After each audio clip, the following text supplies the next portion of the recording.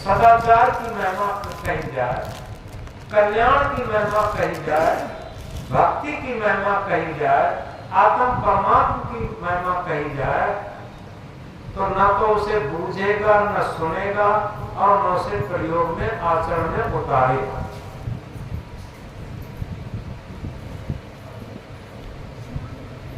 इसका सटीक उदाहरण समझें। सीख देव बाय जाय सीख सुहाय, सीख दई बानर बया घरौ ते जाय। इसमें एक कहानी आती है, सबने सुनी भी होगी। ऐसा ही वर्षा का समय चल रहा था और वर्षा हो रही थी। एक वृक्ष के ऊपर, बबूल के वृक्ष के ऊपर एक बया ने सुंदर घोंसला बनाया था और उस घोंसले में अंदर छिपा बैठा था बरसात में। तब तक क्या होता है, एक बंदर आया और बंदर पेड़ की आड़ में छुप के वर्षा को बचाने के लिए बैठ जाता है और सर्दी से कांपता है। तो बया ने ऊपर से बंदर को देखा। बंदर को देख करके ये कहा कि मानुष कैसे हाथ पाए, मानुष कैसे हाथ पाए, तेरी मानुष कैसी काया, मानुष कैसे हाथ पाए, तेरी मानुष कैसी काया, और 4 महीना क्या किया, तेरे छप्परऊ न छाया। बया ने उस बंदर से ये कहा, तेरे मनुष्य कैसे हाथ पैर हैं और मनुष्य जैसी बिल्कुल काया है, और ये गर्मियों के 4 महीना निकल गए, उसमें तो इतना छप्पर भी नहीं छा सका जिससे कि अपने तन को बचा सकता। और जैसे ही बया ने ये शिक्षात्मक बात कही, बात बड़ी अच्छी थी, मोस्ट इंपॉर्टेंट थी, और जैसे ही ये शिक्षा की बात बया ने कही, बंदर ने आंखें लाल ताल की और ऊपर की तरफ निगाह करके तुरंत पेड़ पर चढ़ गया और पेड़ पर चढ़ करके और खिसिया करके बया पक्षी का घर नोच नोच करके फेंक दिया और बया पक्षी ची ची ची ची चिल्लाते हुए दुखी होकर के इधर उधर भटकने लगा। तो कहावत बड़ी प्रसिद्ध है कि सीख देव बाय जाय सीख सुहाय, और सीख दई बानर बया घरौ ते जाय। तो इसी तरीके से इस बात को हम गहराई से समझें, उसी बात को कबीर साहब उस रूपांतर को कहते हैं कि गुड़िया तो बुढ़ही में राजी। जो भक्त पुरुष होते हैं, भक्तमती माताएं होती हैं, वो भक्ति में ही, सद्गुण सदाचार में ही, सत्संग में ही राजी रहती है। लेकिन उनके टोला मोहल्ला में लोग जाते हैं, देखो ये सत्संग में जाती हैं, देखो ये लोग सत्संग में जाते हैं, और इतनी देर अगर कोई दुकान पर काम करते, कोई घर पैदा का काम करते तो रईस ना हो जाते। तो इस तरीके से लोग व्यंग कसते, और उन्हें अगर कोई सदाचार भक्ति की महिमा करे, कल्याण पथ की, मानव जीवन की उपयोगिता बताए, तो नाराज हो जाएंगे और हो सकता है कि बया की तरीके से घर से भी जाना पड़े, हाथ धोना पड़े। तो इस प्रकार हम इस बात को बड़ी गहराई से समझें। कबीर साहब कहते हैं, मानुष केरी खोलरी कोड़े फिरत है बैल। ये मनुष्य के खोल में लोग अंदर से पसत भरे हुए,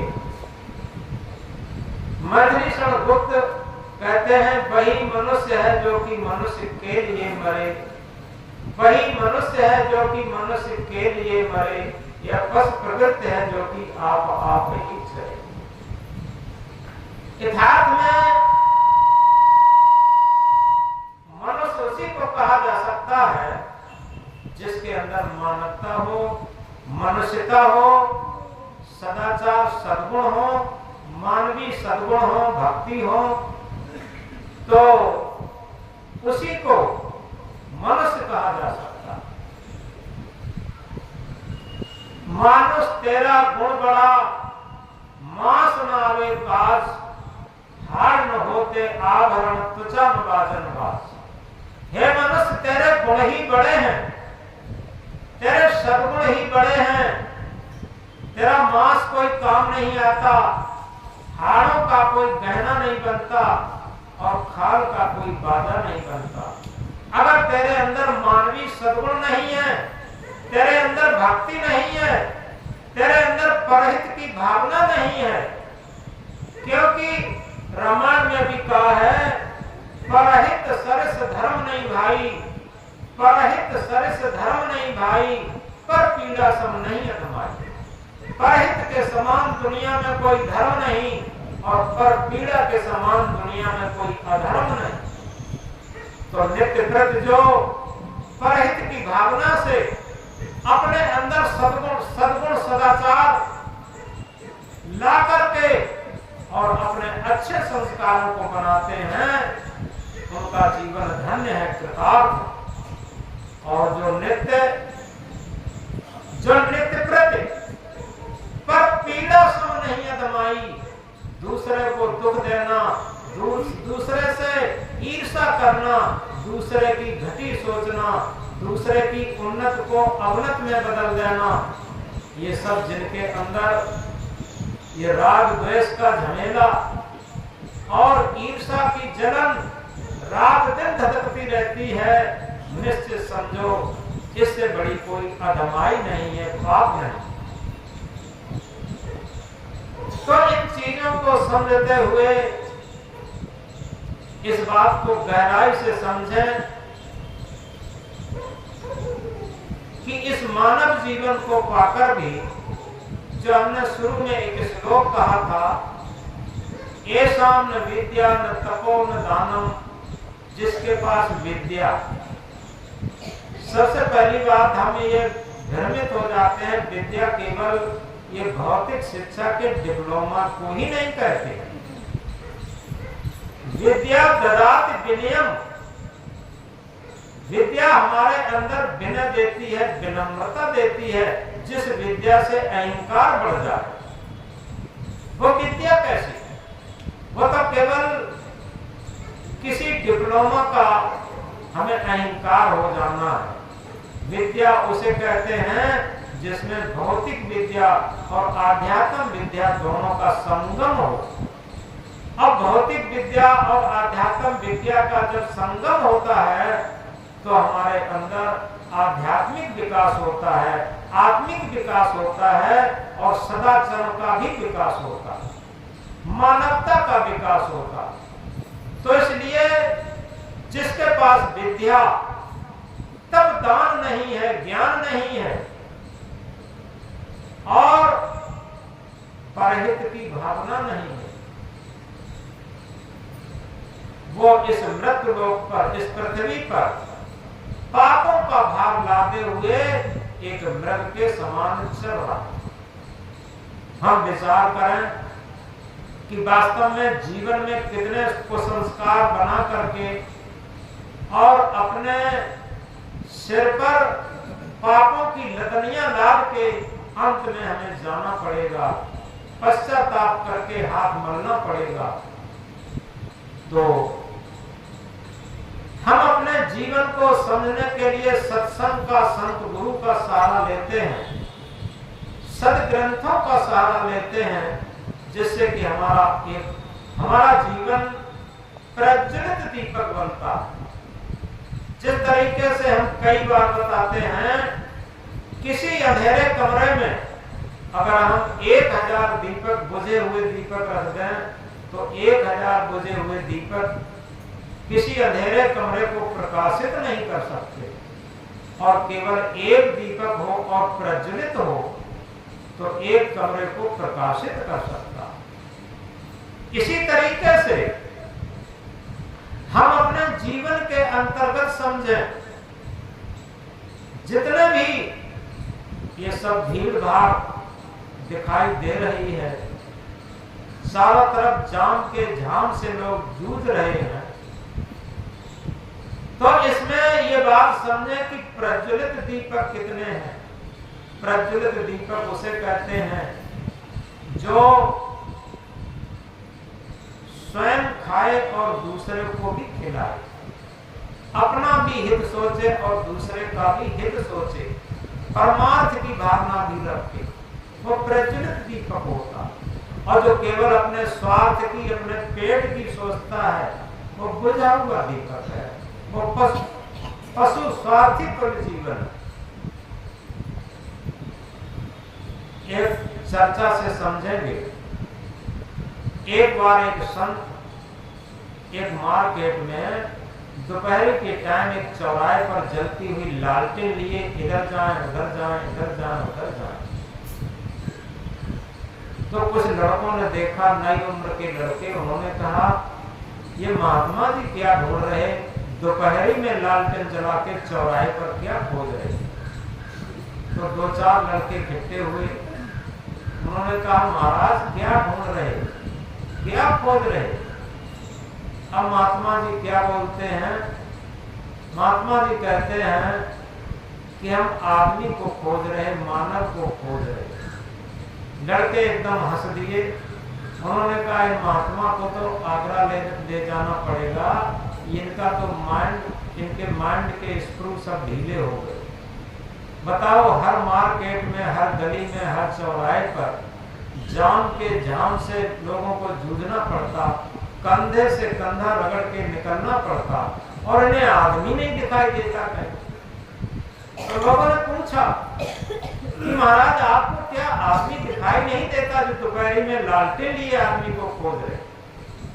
तो महात्मा जी ने कहा कि हाँ, वास्तव में जिस आदमी को हम खोज रहे वो आदमी नहीं दिखाई दे रहा, ये मनुष्य के खोल में पशु तो दिखाई दे रहे, मनुष्य के खोल में पशु तो दिखाई दे रहे कि जो मन की और इंद्रियों की स्वार्थ में चरने वाले ये सब पशु है। जिसके अंदर मनुष्यता हो, मानवता हो, ह्यूमैनिटी हो, दयालुता हो, उदारता हो, विनम्रता हो, नम्रता हो, सदाचार हो, हम ऐसे मानव को ढूंढ रहे। तब लोगों के माइंड में बात समझ में आई, बात तो सही है, वैसे तो चारों तरफ भीड़ ही भीड़ है, लेकिन वास्तव में जो मनुष्य कहलाने का अधिकारी है वो बिरला है। मनुष्य कहलाने का अधिकारी। और इसीलिए तो कहा है कबीर साहब ने एक जगह कि साहिब सबका एक है, साहिब का कोई एक, लाखन मध्य को गिने कोटिन मध्य। साहिब सबका एक है। साहब किसे कहते हैं, जो त्रैकालिक सत्य हो। यह हमारे अंदर जो सत्य आत्मा बैठी है, जिससे सबके शरीर संचालित होते हैं, वो सच्चा साहिब है। और सबके अंदर साहिब बैठा है, कोई घट सुना नहीं है। सब घट तेरा साइया, सोनी से जन कोई, बलिहारी घट तासु की जागट प्रकट हो। सभी घटों में वो साहिब विद्यमान है, कोई भी घट सुना नहीं है, लेकिन उसी घट की बलिहारी है जिस घट से साहिब प्रकट हो जाए। तब बात लोगों की समझ में आई कि महात्मा सही काम कर रहे हैं, मनुष्य को ढूंढ रहे हैं।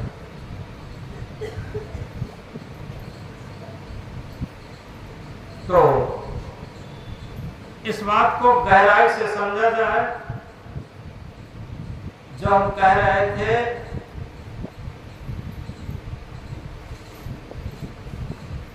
गुणिया तो गुण ही में राजी, निर्गुणिया गुण घिनाय, बैले दीजे जायफल क्या बूझे क्या खाए। बैल को जाकर दिया जाए तो वो क्या बूझेगा और क्या खाएगा।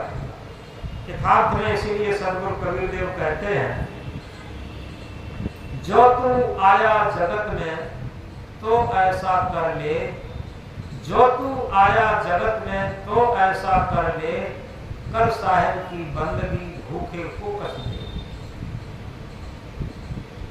यथार्थ में यदि हमारा जन्म इस संसार में हुआ है और भोगी सृष्टि का सिरमौर प्राणी मानव शरीर में, तो सदगुरु जगाते हैं, जो तू आया जगत में तो ऐसा कर ले, क्या कर साहेब की बंदगी।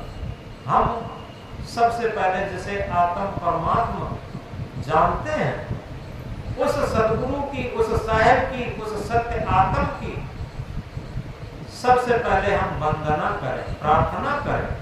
हे सदगुरु,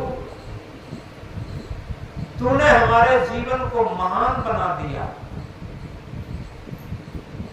कहते हैं सदगुरु तेरे ज्ञान ने इंसान बना दिया, इंसान बना दिया, जीना सिखा दिया, जीना सिखा दिया, मरना सिखा दिया।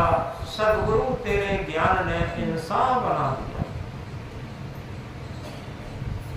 यथार्थ में अगर ये प्रार्थना हमारे हृदय से निकलने लगे, जिह्वा से नहीं, एक बात बहुत गहराई से समझे, हमारी सारे भजन, हमारे सारे प्रवचन, हमारे सारी प्रार्थनाएं, हमारी सारी वंदनाएं केवल जिह्वा से निकलती हैं। जिस दिन प्रार्थना, जिस दिन वंदना हमारे हृदय से प्रस्फुटित होने लगे, उसी दिन हमारी प्रार्थना, उसी दिन हमारी वंदना सदगुरु को स्वीकार हो जाएगी, साहिब को स्वीकार हो जाएगी। नित्य प्रति ये हम बात गहराई से समझें कि हम अपनी छाती ठोकते रहते हैं कि हमने ये किया, हमने ये किया, हमने ये किया, इतनी उन्नत कर दी। ये छाती ठोकना दुनिया की सबसे बड़ी अहंकार है। अगर हम विवेक से सोचें तो प्रकृति के अनुसार ये रुपया, पैसा, सोना, चांदी, हीरा, जवाहरात, लोहा, पीतल, ईटा, सीमेंट कहां से लाए? ये सब प्रकृति से निकाल रहे हैं। याद रखें, ये सब प्रकृति से उधार लिया है। कबीर साहब ने एक जगह कहा है, मांग मांग मूंग के आगी लाए, नाम धरो बैसुंदर। पुराने जमाने में हमें वो जमाना याद है, यहाँ बहुत लोग बैठे हैं जिन्हें वो जमाना याद होगा जब दिया सलाई का प्रचलन नहीं था। होगा तो बहुत कम होगा। तब लोग चूल्हे में या एक मिट्टी की बरोसी जैसी होती थी और उसमें राख में कंडा में आग दबा देते थे और आग दबी रहती थी, काफी समय तक बनी रहती थी। और जब रोटी बनाना होता था उसी आग को निकालते थे और आग चूल्हा जला करके रोटी बना लेते थे, एक कंडा उसमें और डाल देते थे। 24 घंटा आग उपस्थित रहती थी और कभी किसी की बुझ जाती थी तो वो दूसरे के घर से मांग भी लाता था। उसमें बड़ी आत्मीयता होती थी कि भाई आज हम क्या बताएं, थोड़ी लापरवाही हो गई, आग हमारी बुझ गई है, हमें थोड़ी आग दे दो। तो कंडा लेके जाते थे, ये हमारे सामने की बात है, और दूसरे घर से आग मांग लाई जाती है। तो उस जमाने की कबीर साहब बात कहते हैं, मांग मूंग के आगी लाए, नाम धरो बैसुंदर। अपने घर में जब ले आए तो बैसुंदर नाम धर लिया। इसी तरीके से प्रकृति से सारी चीजें हमने मांगी हैं, सब खोद खाद के निकाली है। कहीं से लोहा निकाला, कहीं से पीतल निकाली, कहीं से जस्ता निकाला, कहीं से कोयला निकाला, कहीं से ईंट सीमेंट निकाला, कहीं से रुपया पैसा, सोना चांदी, हीरा मोती निकाले। ये सब प्रकृति से निकाले। दवाइयों से लेकर, जड़ी बूटियों से लेकर के ये सब प्रकृति से रोज निकाल रहे हैं। पेट्रोल डीजल से लेकर गैसों से लेकर आप देखें सब प्रकृति से लेकर, और फिर अपने घर में दूसरा नाम रख लेते हैं और फिर छाती ठोकते हैं हमने ये किया। ये सबसे बड़ा अहंकार। याद रखें ये शरीर भी तो प्रकृति का है। थोड़ा विवेक विचार से देखें, अभी प्रकृति रूठ जाए, क्या कहते हैं, कोई भी शरीर का तत्व हमारा कम हो जाए, बताओ शरीर एकदम रोगिन हो जाएगा और डिसबैलेंस हो जाएगा और चलना फिरना भी दुर्बल हो जाएगा। कि शरीर की प्रकृति का हम क्या अहंकार करते हैं, इसमें कोई भी तत्व कम हो जाए तो हम कुछ नहीं कर सकते। तो इस प्रकार इस बात को बहुत गहराई से समझें, सुबह शाम को बैठ करके अपने हृदय से प्रार्थना जरूर करें, सदगुरु तेरे ज्ञान ने इंसान बना दिया। यथार्थ में जो अंतरात्मा रूपी सदगुरु हमारे अंदर बैठा है, अगर उसके ज्ञान का हम सदुपयोग करने लगे तो सारी पोथियां फेल हो जाएंगी। और इसीलिए सदगुरु कबीर देव ने इंकलाब करके कहा है, पोथी पढ़ पढ़ जग हुआ पंडित भया न कोई, ढाई आकर प्रेम का पढ़े सो पंडित। जिसने सत्य को पढ़ा, सत्य के अंदर 2.5 अक्षर है। सत्य को पढ़ना जिह्वा से नहीं है, हृदय से जिसने सत्य को पढ़ लिया, और वही सत्य आत्म परमात्मा ब्रह्म सुप्रीम पावर को समझ सकता। और जिसने सत्य को नहीं पढ़ पाया, उसने समझो सारे शास्त्र शब्द मात्र का रट लेना पंडित नहीं कहलाता है। ज्ञान संयुक्त आचरण हो वो महापंडित कहलाता है। केवल शब्दों को रट लेना ये कोई पांडित्य नहीं है। हम चाहे पूरा बीजक याद कर लें, गीता याद कर लें, रामायण याद कर लें, उपनिषदें याद कर लें, वेद याद कर लें, लेकिन कुछ नहीं होगा, केवल शब्द मात्र होगा। तो शब्द मात्र का रट लेना पांडित्य नहीं कहलाता है। ज्ञान संयुक्त आचरण हो तो महापंडित कहलाता है। उसी ज्ञान के अनुसार हमारा आचरण हो जाए तो महापंडित, महाविद्वान है, महाभक्त है, महासंत है, महासाधक है। तो इस प्रार्थना को हम जरूर दोहराएं, सदगुरु तेरे ज्ञान ने इंसान बना दिया। इंसान में क्या है, हम किसका अहंकार करते हैं, ये शरीर में मिट्टी का पुतला है। अगर इसमें महत्व है तो सदगुरु का है, अंतरात्मा रूपी सदगुरु का है। लेकिन उसका हम जीवन में गुणानुवाद कभी नहीं करते हैं। गुणानुवाद किसका करते हैं, हम इस शरीर की छाती ठोकते हैं कि हमने ये किया, ये बिल्डिंग हमने बनाई, ये आश्रम हमने बनाया, ये 4 व्हीलर हमने खरीदी। ये सब हम छाती ठोकते हैं इस नकली काया की जो प्रकृति की है। इसमें हमारा कुछ भी अधिकार नहीं है। अगर इस शरीर के अंदर आत्मा जिस दिन न रहेगी तो ये शरीर कुछ भी नहीं कर पाएगा। तो इस प्रार्थना को हम रोज दोहराएं, सदगुरु तेरे ज्ञान ने इंसान बना दिया। याद रखें, अगर हम सदगुरु से प्रार्थना करना शुरू कर दें तो हम इंसान बन जाएंगे।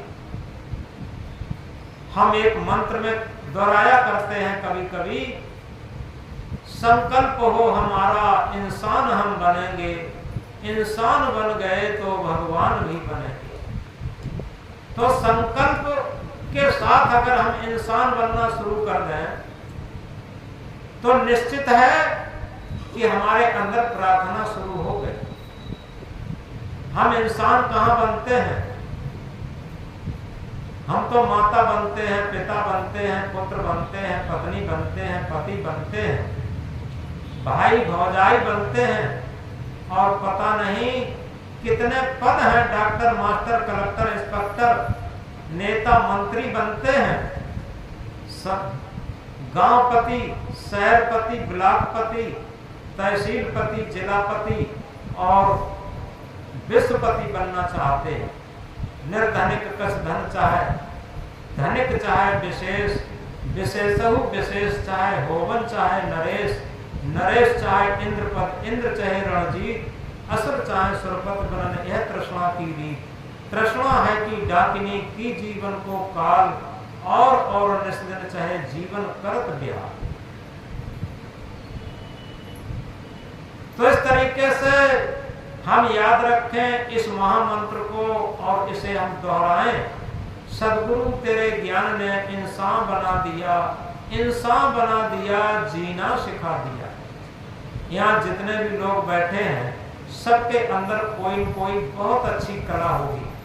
कई लोगों को हम जानते हैं मकान बनाने की कला जानते हैं, कई लोग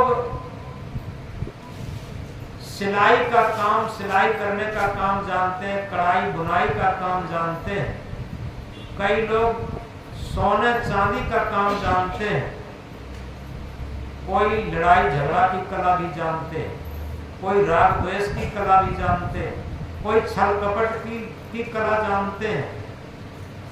और एक कला तो सबके अंदर होती है, अहंकार की कला। हमने ये किया, हमने ये किया, इस कला में सब होशियार होते हैं। लेकिन इस बात को गहराई से समझें, जीवन जीने की कला जिसे आ गई,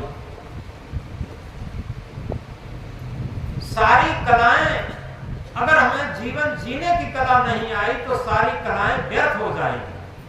कितनी भी कलाएं जानते हो, एक ही कला अगर हम सीख लें, जीवन जीने की कला, और जिसने जीवन जीने की कला सीख ली तो समझो उसका मानव जीवन सफल हो गया। तो वही प्रार्थना कहती है, सदगुरु तेरे ज्ञान ने इंसान बना दिया, इंसान बना दिया, जीना सिखा दिया। जीवन जीने की कला हमें तभी आ सकती है जब हमारे अंदर सच्ची इंसानियत आ जाए, जब मेरे अंदर सच्ची मानवता आ जाए, ह्यूमैनिटी आ जाए। जब तक हमारे अंदर मानवता नहीं है, ह्यूमैनिटी नहीं है, तब तक समझो हम जीवन जीने की कला नहीं जानते। याद रखें, हम शास्त्रों को जान सकते हैं, शास्त्रीय कथावाचक बन सकते हैं, सब कुछ बन सकते हैं, बहुत लोगों के गुरु कहला सकते हैं, महंत कहला सकते हैं। क्या क्या कहा सदगुरु ने, फूटी आंख विवेक की, लखन संत असंत, जाके संग 10-20 है ताको नाम महंत। विवेक की तो आंख फूट गई, जिसने बहुमत जुटा लिया वही गुरु बन गया, वही महंत बन गया। जिसने बहुमत जुटा लिया, तो ये महंत और गुरु बनने की प्रक्रिया नहीं है। गुरत्व तो अंदर से प्रकट होता, और वो तब होता है जब हमारे अंदर जीवन जीने की कला आती है। तो सदगुरु तेरे ज्ञान ने इंसान बना दिया, इंसान बना दिया, जीना सिखा दिया। और याद रखें, जिसके अंदर जीवन जीने की कला आ गई, आपने तीर्थ कितने किए हैं, व्रत कितने किए हैं, पूजाएं कितने की हैं, यज्ञ हवन कितने किए हैं, इसका कोई ज्यादा महत्व नहीं है। ज्यादा महत्व यह है कि आपने ज्ञान की अग्नि में दुष्कर्मों की आहुतियां कितनी दी हैं, आपने जीवन जीने की कला कितनी अच्छी सीखी है। यह महत्वशाली चीज है। तो जिसने जीवन जीने की कला सीखी है वही मरने की भी कला सीख सकता है। सबसे जो मोस्ट इंपोर्टेंट, सबसे महत्वपूर्ण बात यह है कि जीवन जीने की कला के साथ ही मरने की कला सीखी जाती है। ये दोनों कलाएं तभी आ सकती हैं जब हमारे अंदर जीवन जीने की कला। जब हम जीवन जीने की कला नहीं जानते हैं तो मरने की कला भी नहीं जानते। तो सदगुरु तेरे ज्ञान ने इंसान बना दिया, इंसान बना दिया, जीना सिखा दिया, मरना सिखा दिया। सदगुरु तेरे ज्ञान ने इंसान बना दिया। यथार्थ में अगर ये दो कलाएं आदमी सीख जाए, सबसे पहले जीवन जीने की कला और इसी के साथ मरने की कला, समझो मानव जीवन की सफलता उसे मिल गई। अब जो कहा जाता है आत्म परमात्मा की साक्षात्कार की स्थिति और कहा जाता है मोक्ष मुक्ति कल्याण की स्थिति, ये सब कुछ उसे प्राप्त हो गया। कुछ अप्राप्त नहीं रहा। केवल इन दो बातों में, पहली बात हम जीवन जीने की कला सीख जाएं, दूसरी बात हम मरने की कला सीख जाएं। आगे जीवन जीने की कला, मरने की कला के बारे में थोड़ा और डिटेल में बताते हैं। जीना ऐसा जीना हो, जीना ऐसा जीना हो, जीना कोई तड़पाए तू, मरना ऐसा मरना हो, मरकर फिर ना आए। ये जीना और मरने की कला। जीना हमारा कैसा हो, जीना कोई तड़पाए। यानी सबसे पहली, अगर हम अपने, हमारा जी तड़पता होगा, जी का मतलब हमारा मन हमेशा लोलुपी होगा, याद रखें, तो हम दूसरे को भी कहीं न कहीं दुख देते होंगे, जिसे अतिक्रमण कहते हैं। हिंदी में जिसे अतिक्रमण कहते हैं, रोज कहा जाता है कि अमुक मार्केट में बहुत अतिक्रमण हो रहा है, उसने हमारे खेत का अतिक्रमण कर लिया है, उसने हमारे गेट के सामने अतिक्रमण कर लिया। इसी तरीके से आप इस बात को समझो कि जिसकी मन लोलुपी और इंद्रियां लोलुपी हैं, थोड़ा गहराई से हम ध्यान देंगे, वो अतिक्रमण करता। क्या अतिक्रमण करता? जो पंच विषय हैं, इस शरीर के अंदर 5 तत्व हैं, 5 तत्वों के 5 विषय हैं, और 5 विषयों में जो आसक्त है वो अतिक्रमण करता। उसके अंदर ह्यूमैनिटी नहीं है, उसके अंदर जीवन जीने की कला नहीं है, क्योंकि वो कहीं न कहीं आसक्त है दूसरी जगह, और जो दूसरी जगह आसक्त है वो वहां पर अतिक्रमण कर रहा। याद रखिए। तो इस तरीके से जीना ऐसा जीना हो, जीना कोई तड़पाए तू, हम किसी को किसी तरीके से कोई कष्ट न दे, कहीं पर हमारा अतिक्रमण न हो। और इसीलिए कहा करते हैं, जिसने पाई सहज जीवन की झलक, थोड़ा गहराई से समझे, जिसने पाई सहज जीवन की झलक, उसकी मिट गई सकल संसार पाने की ललक। जिसकी सारी ललक खत्म हो गई, समझो उसने जीवन जीने की सच्ची झलक को प्राप्त कर लिया। तो जिसने पाई सहज जीवन की झलक, उसकी मिट गई सकल संसार पाने की ललक। उसे पाना कुछ नहीं है। और याद रखिए एक महामंत्र, जिसकी बाहर से पाने की ललक खत्म हो गई, और उसी को जिसे आत्म परमात्मा कहते हैं, जिसे कल्याण कहते हैं, मोक्ष कहते हैं, मुक्ति कहते हैं, शांत पद कहते हैं, वो अपने आप प्राप्त हो जाता, वो सहज प्राप्त हो जाता। जब तक हमें बाहर की पाने की ललक बहुत बड़ी है, बाहर हम भटक रहे, तब तक हमें जो अंदर से हमें मिलता है, सत्य पद, आत्म पद, परमात्म पद, मुक्ति पद, कल्याण पद, मोक्ष पद, शांति पद, उससे हम करोड़ों कोस दूर बने रहते। और जिस दिन, जिस क्षण, जिस स्थिति में बाहर से पाने की ललक खत्म हो गई, उसी दिन अंतर की यात्रा शुरू हो गई।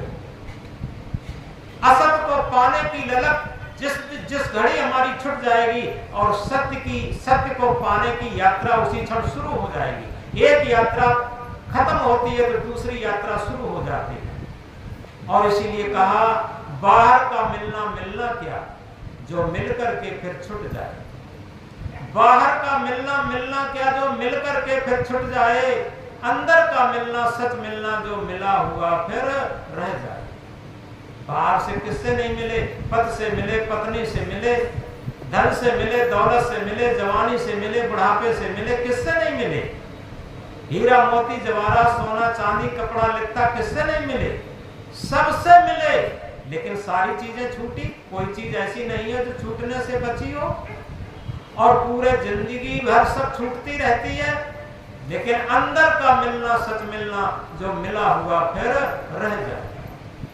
जो अंदर का सत्य मिलन है, वो सत्य मिलन कभी 3 काल में छूट नहीं सकता। तो इसलिए जीना ऐसा जीना हो, जीना कोई तड़पाए तू, मरना ऐसा मरना हो, मरकर फिर ना आए।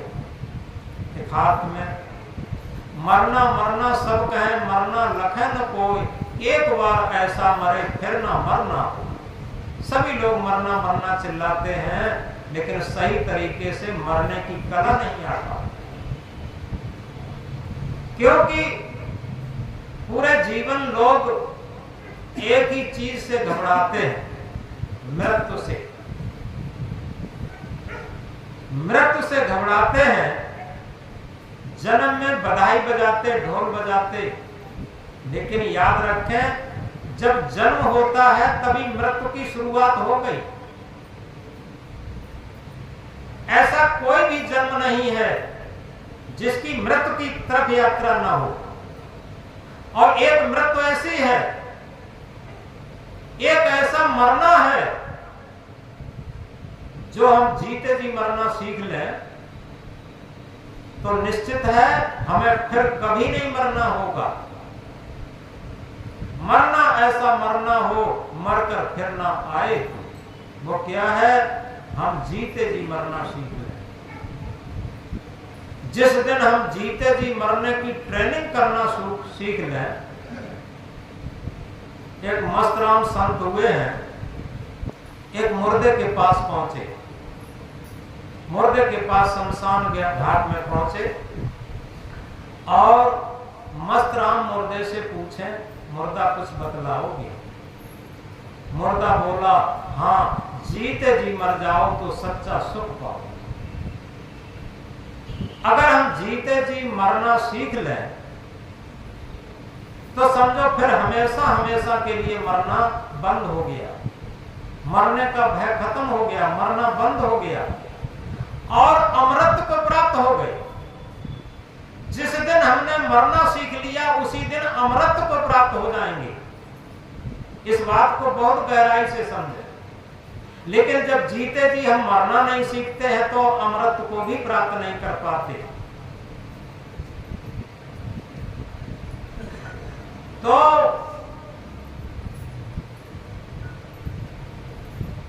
हम मरना क्या है? जिस क्षण अभी प्रतिवर्ष ध्यान शिविर लगाते हैं, ये क्या है? ये मरने की ही ट्रेनिंग है।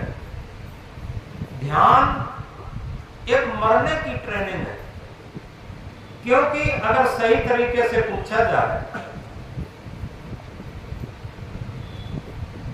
ये शरीर पहले से ही मरा हुआ है, आत्मा से ये जीवित है, ये चेतना शक्ति से ही तो जीवित लगता है, पहले से मरा हुआ है। और जब हम ध्यान की स्थिति में होते हैं तो क्या होता है? शरीर अशरीरी अवस्था में होता है, यानी मृतक की तरीके से, और इंद्रियां अतीन्द्रिय स्थिति में होती हैं, यानी इंद्रियां बिल्कुल है ही नहीं और मन अमन की स्थिति में होता है। आ माने नहीं, मन माने मन। अब समझो, शरीर अशरीरी स्थिति में है, इंद्रियां अतीन्द्रिय स्थिति में है, मन अमन की स्थिति में है। अब उस स्थिति की आप सिर्फ विचार करें, कल्पना करें। जो मरने की स्थिति होती है वही ध्यान की स्थिति होती है। शरीर बिल्कुल निश्चेष्ट है, इंद्रियां बिल्कुल निश्चेष्ट हैं, कुछ नहीं कर रही, मन बिल्कुल निश्चेष्ट है, कुछ नहीं कर रहा। ऐसी ही मरने की स्थिति होती है। तो जीते जी जिसने ध्यान की स्थिति में आना सीख लिया, उसने जीते जी मरना सीख लिया। और वो ध्यान क्या है? हमें अमृत की तरफ ले जाता है, सत्यत्व की तरफ ले जाता है। केवल मरना ही हमें ध्यान की तरफ ले जाता और कुछ नहीं। तो जितने भी संत हुए हैं, जितने भी महापुरुष हुए हैं, उन्होंने सबने जीते जी मरना सीखा। और सबसे बड़ा आध्यात्मिक सब्जेक्ट जिसे कहते हैं, सभी लोग कहते हैं आध्यात्मिक सब्जेक्ट। आध्यात्मिक सब्जेक्ट ये नहीं है कि हमने कबीर साहब के कुछ भजन याद कर लिए, कुछ साखी याद कर ली, कुछ बीजक याद कर लिया, या गीता याद कर लिया, या रामायण याद कर लिया, वेद उपनिषद याद कर लिया। ये अध्यात्म नहीं है। सच्चा अध्यात्म वो है जहां पर कहना सुनना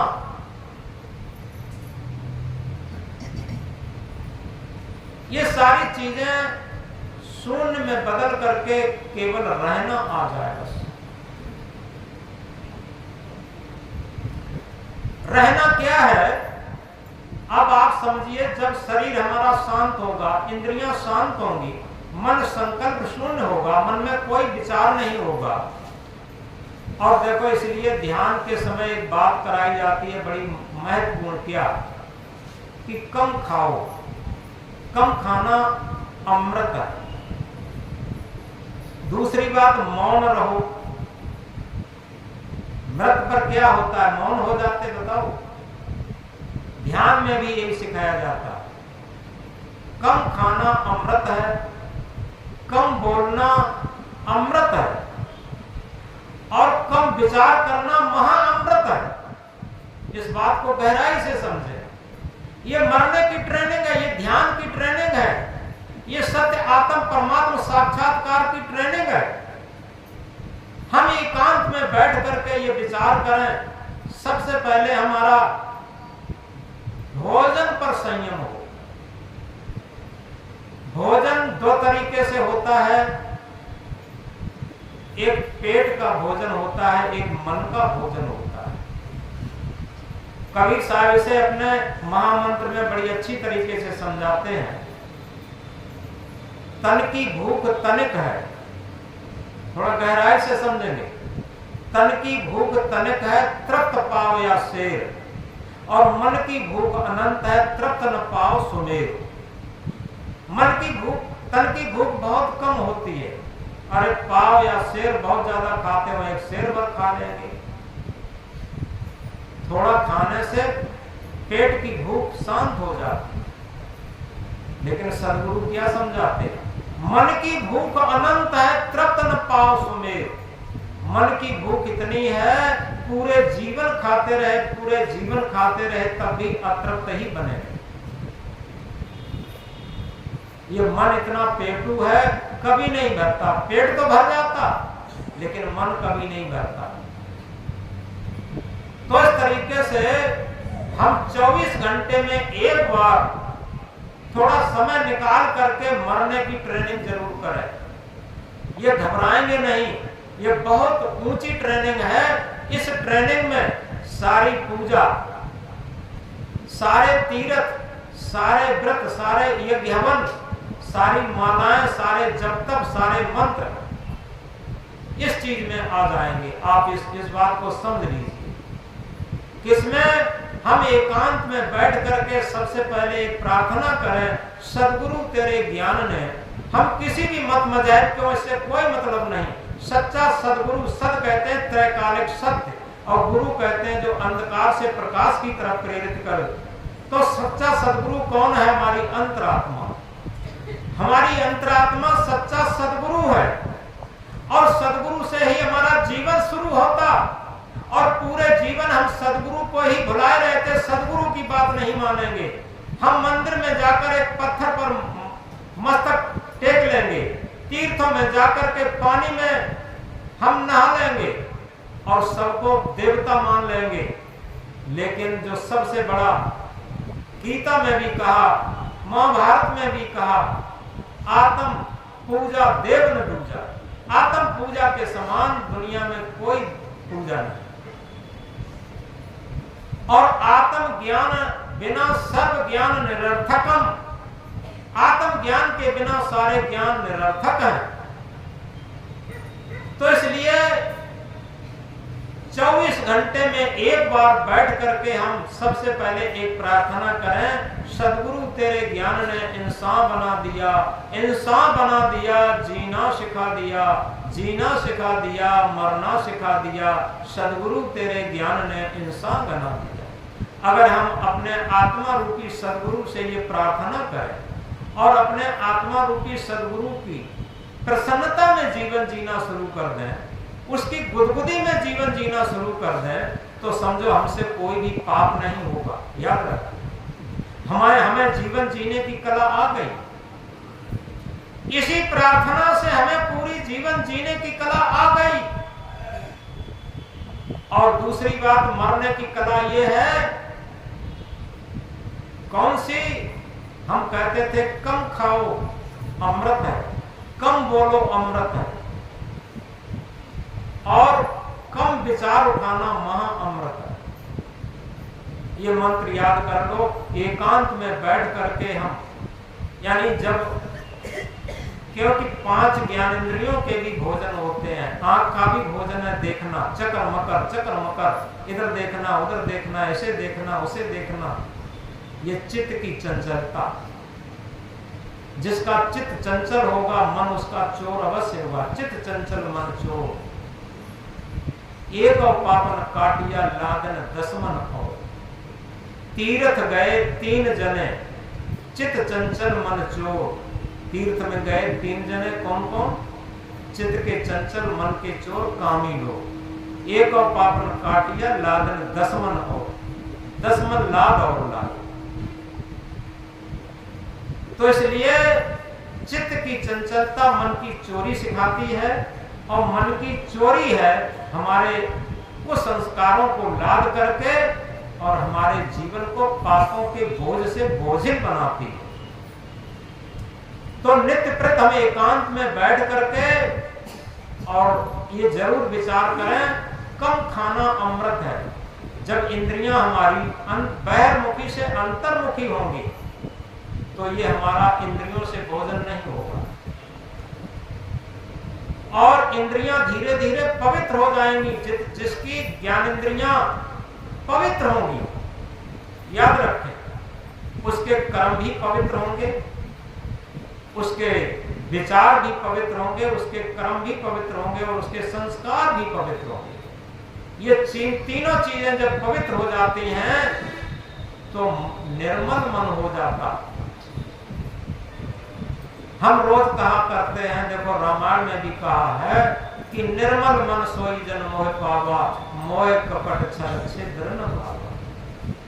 कबीर साहब ने कहा, कबीर मन निर्मल भया जैसे गंगा नीर, पीछे पीछे हर फिरे कहे कबीर कबीर।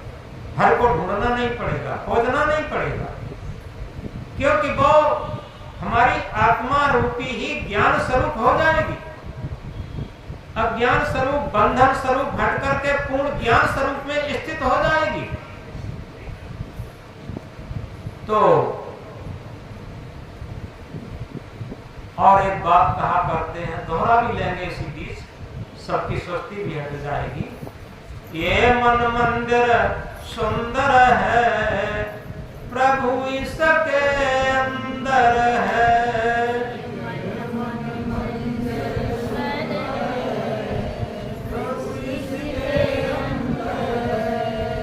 ये मन मंदिर सुंदर है, सद्गुरु इसके अंदर है।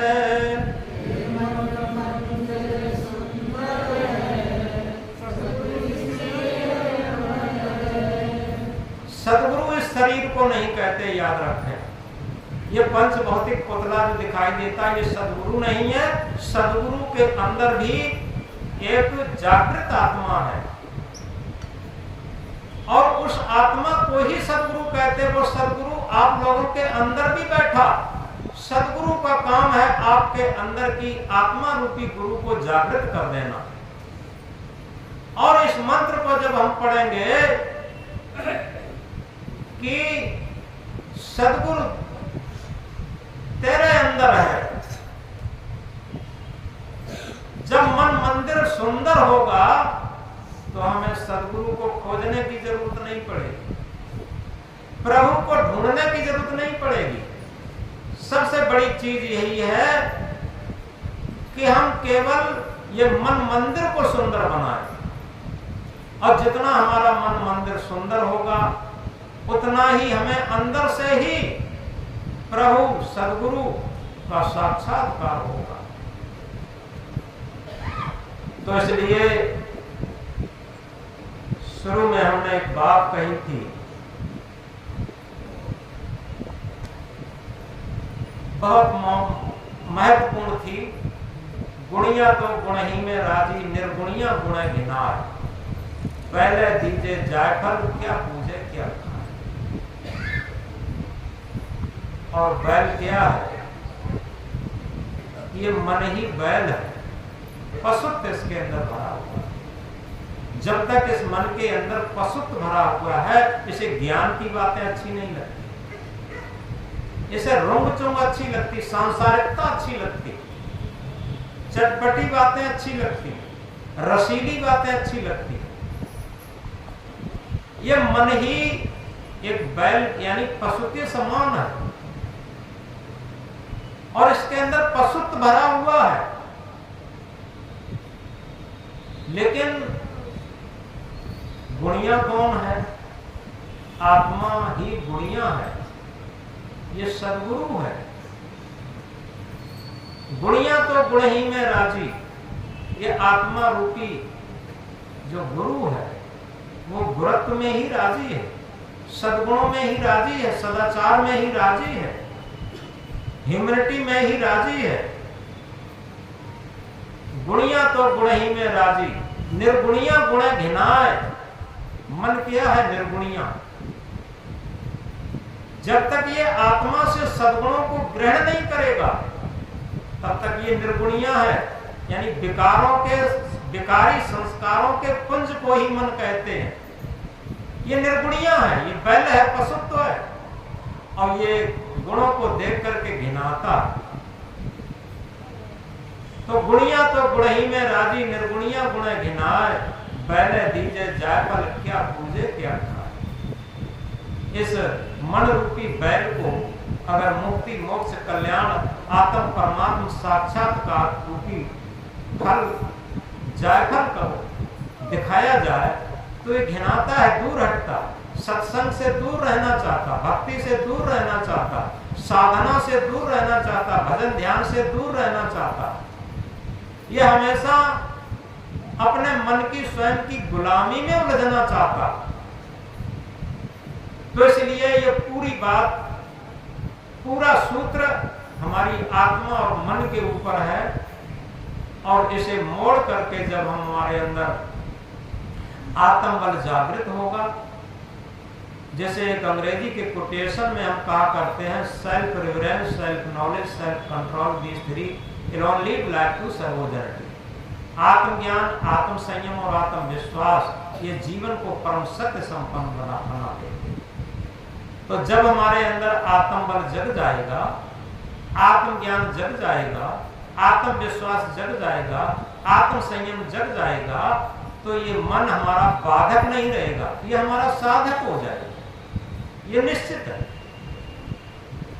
केवल और केवल मन को ही गढ़ना है, मन को ही छीलना है, मन को ही निर्मल बनाना है, मन को ही पवित्र बनाना है और यही निर्मल मन अमन की स्थिति में आता है।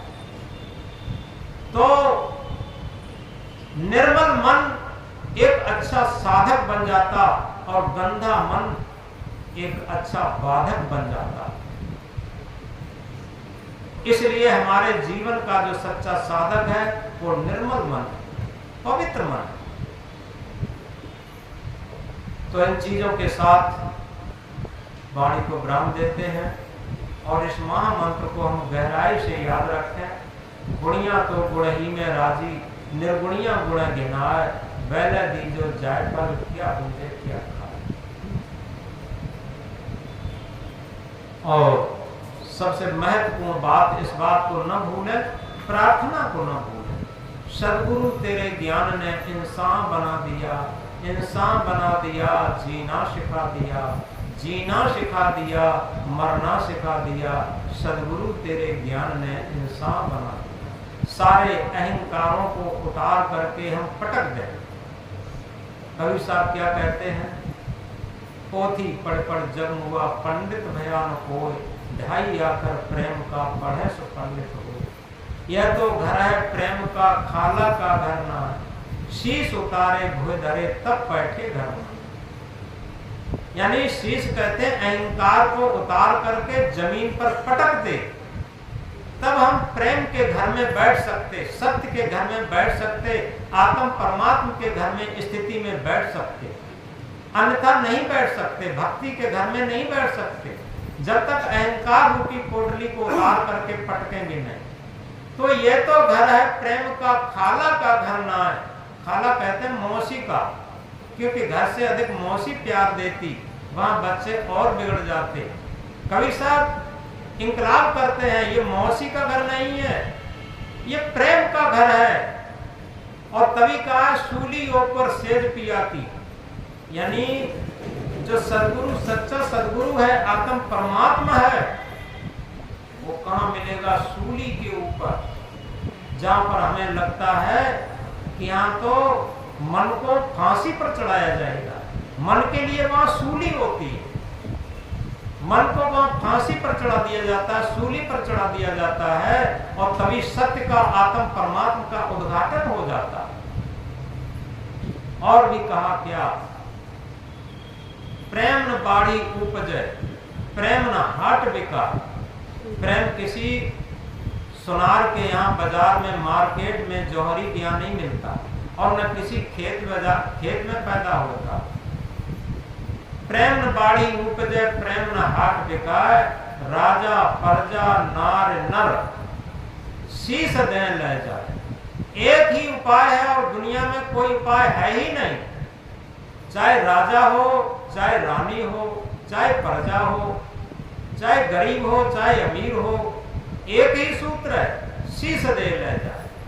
अहंकार पटक दे और उसी के बाद उसके अंदर प्रेम स्वयं उद्घाटित हो सकता, सत्य उसके अंदर उद्घाटित हो सकता, भक्ति उसके अंदर उद्घाटित हो सकती। तो इसलिए इन चीजों को याद रखते हुए हम अपनी प्रार्थना शुरू कर दें और नित्य प्रति अपना थोड़ा ध्यान शुरू कर दें कि हम शरीर नहीं, ये शरीर मेरा नहीं, ये प्रकृति का, हम शुद्ध चेतन है, ज्ञान स्वरूप है, अजर अमर अखंड अविनाशी है। इस तरीके से जब हम भजन ध्यान शुरू करेंगे तो निश्चित है हमारे कलुषित पाप धीरे धीरे सब धूमिल होंगे और हमें, हमारे अंदर हृदय में भक्ति का प्रादुर्भाव होगा और आत्मज्ञान, जिसे सेल्फ नॉलेज कहा, ये प्रस्फुटित हो जाएगा और हमारा जीवन धन्य हो जाएगा।